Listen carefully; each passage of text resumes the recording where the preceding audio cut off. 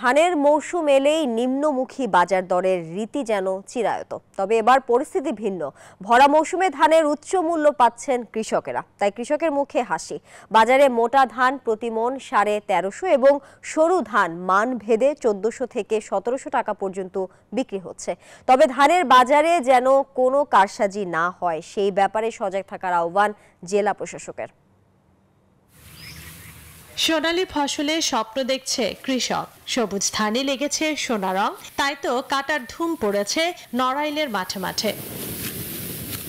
জেলার সবচেয়ে বড় ধানের মোকাম তুলারামপুর, মাইজপাড়া সহ বিভিন্ন হাট বাজারে স্থানীয় জাতের গুটি স্বর্ণা, ধানি গোল্ড ছাড়াও রাতুল, ইরিভোজন ধান বেশি পরিমাণে বাজারে উঠেছে।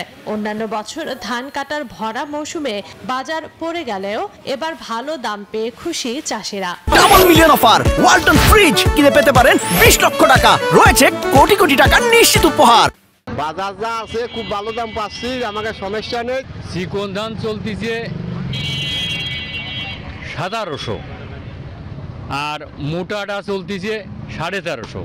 অন্য বছরের তুলনায় 200 টাকা মনে বেশি। তবে ধানের উচ্চ মূল্যের উত্তাপ চালের বাজারে পড়বে বলে আশঙ্কা ব্যবসায়ীদের। যারা প্রকৃত শ্রমিক, এদের তো বাজারে যে চালের দাম থাকবে তাতে আছে তাদের খুব কষ্ট হবে। বাজারকে সিন্ডিকেট মুক্ত রাখতে মনিটরিং ব্যবস্থা জোরদার করার কথা বলছে জেলা প্রশাসন। কেউ যদি সিন্ডিকেট দ্বারা কোনো ধরনের সমস্যায় পড়তে না পারে সেজন্য আমরা কাজ করছি। প্রত্যেকটি বাজারেই মনিটরিংয়ের কাজ চলছে।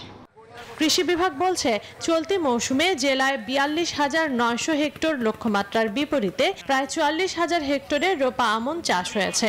ধান উৎপাদনের লক্ষ্যমাত্রা ধরা হয়েছে 1,98,314 মেট্রিক টন।